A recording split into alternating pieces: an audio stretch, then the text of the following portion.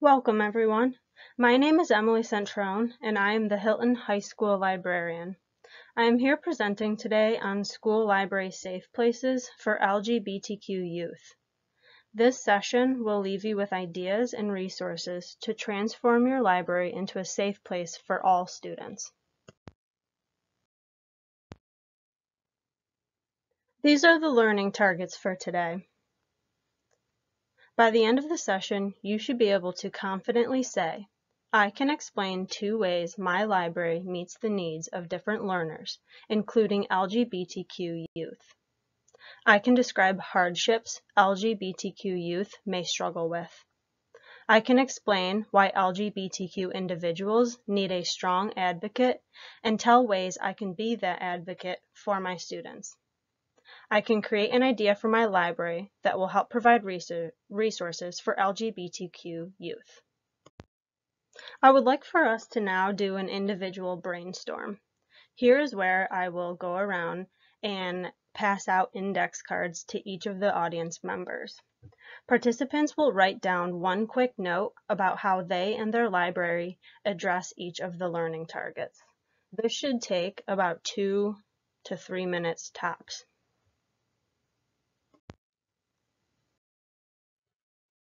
This is an example note card one would brainstorm during this activity.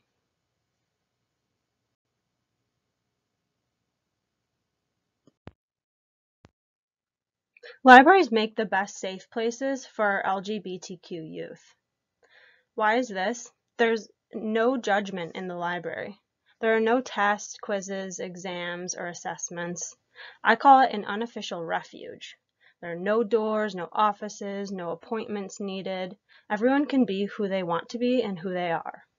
There's access to all resources that can be used as support. There's immediate access to literature that can help identify. And it's a relaxed atmosphere where students can take time out. I would like now for all of the audience members to do a turn and talk with their neighbor and share additional ways their library provides a safe place for LGBTQ youth. This should take about 3 to 5 minutes. The members will then participate in active responding by sharing out what was brainstormed during the turn and talk. This will be done through an engagement protocol. I will ask for someone to share out an answer, such as book displays representing LGBTQ persons.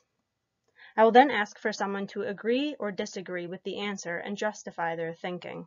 Doing this a few times will give the audience a chance to hear others' thoughts and give them a chance to lead the discussion, with me only playing a small part in guiding the conversation.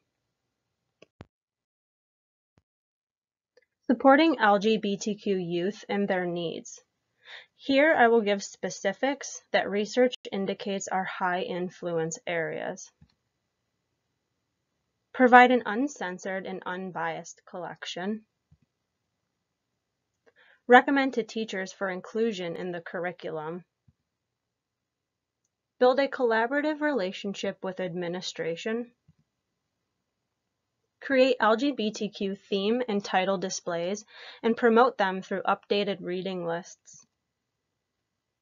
And share resources with PTA, parents, and community members, building partnerships. Participants will be asked to identify one they feel would be a more difficult challenge in their school and share why. This will be a challenge question. These small discussions and answers should be about 3 to 5 minutes.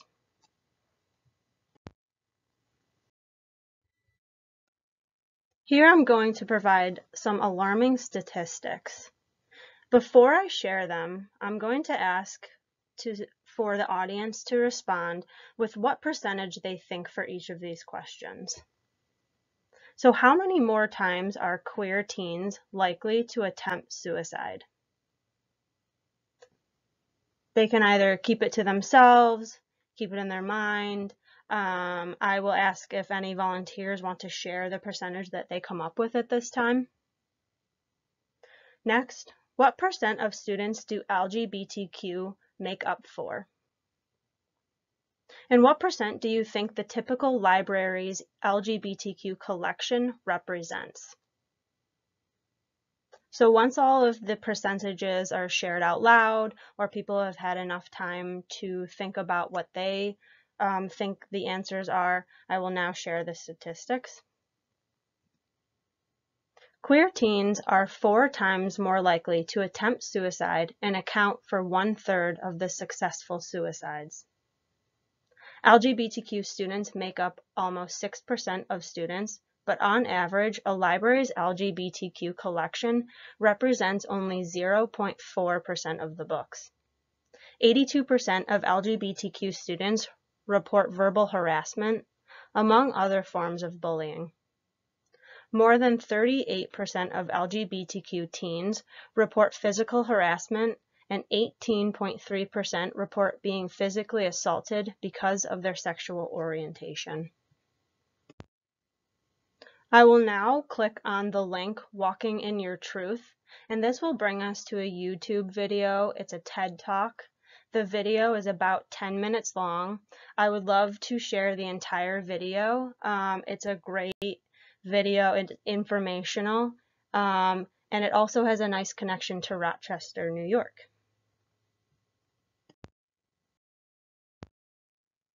These are necessary changes and/or improvements that I can make and I have made and that you can make in your own libraries.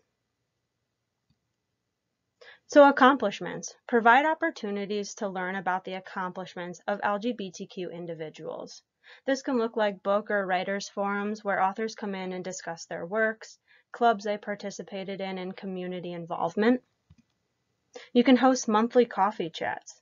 This is where support agencies within the community can come in once a month, possibly the first Wednesday, and share what resources they have available, for example, the Center for Youth.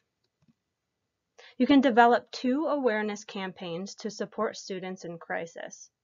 So awareness campaigns can look like October clothing drive for homeless students and a May food drive in preparation for summer months not at school. And designate a display case or bulletin board for LGBTQ information and highlights.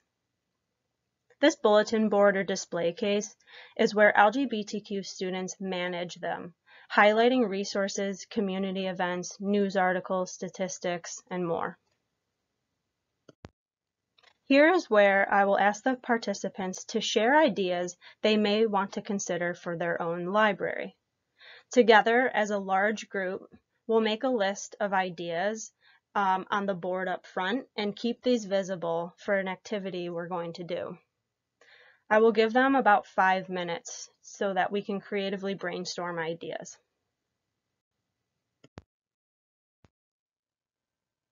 Here's where we're going to do the activity. This activity will be about 25 minutes. I want to give each of the groups enough time to come up with a thoughtful, thorough infographic that they can bring back to their own schools right after the presentation today. So the first thing is we're going to choose an idea from the list brainstormed. It can be one we came up with as a group, or one the small groups thought of, or one I provided in the presentation. Depending on the number of participants, we will break off into small groups of no more than 10. So there can be 4, 5, 6 groups, just depending on how many people there are, but I would like to keep it under 10 so that it can be a nice small group work. On the personal devices that they were asked to bring with them, they're going to choose a presentation tool to create an infographic to advertise a program for their own libraries. Some examples of a presentation tool are Canva, PowerPoint, Google Docs, and more, any of the ones that they know of and have used. I personally love using canva.com. The program should be geared towards LGBTQ youth and provide them with resources and support. They're free to design the infographic in any way, and the program can be whenever, after school, a nightly program, during lunches, etc. This activity is intended to give them all a platform to start from in designing programs to support LGBTQ youth. They may want to even bring back their created infographic to their own schools and libraries. One person can create the infographic on the device with input from the entire group. If they choose this option, I want them to know to be sure to share or email the final product with all group members. And one person at the end from each group will briefly share to the large group what their group created and how it can benefit LGBTQ students in school. The sharing will be about 3 to 5 minutes. This is an example of an infographic that a group could come up with. This was developed using canva.com. I actually created this myself as an advertisement for this PD session.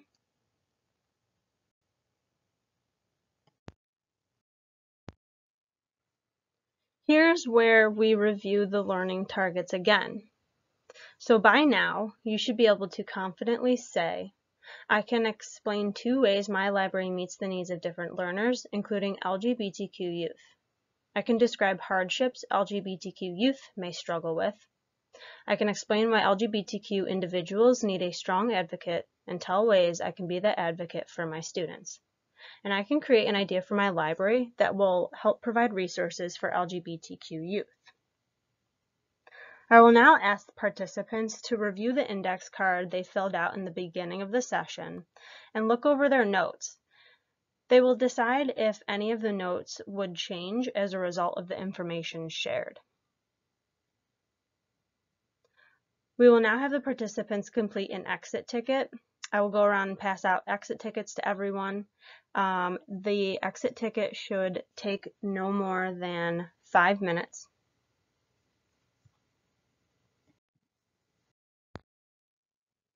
We will now complete an exit ticket. I will go around and pass these out to everyone. This should take no more than 5 minutes to complete. As soon as you're done filling it out, you can bring it up front or pass it to the end of your row, and you are free to leave. And thank you so much for attending this PD session. And these are the references used in the PowerPoint today.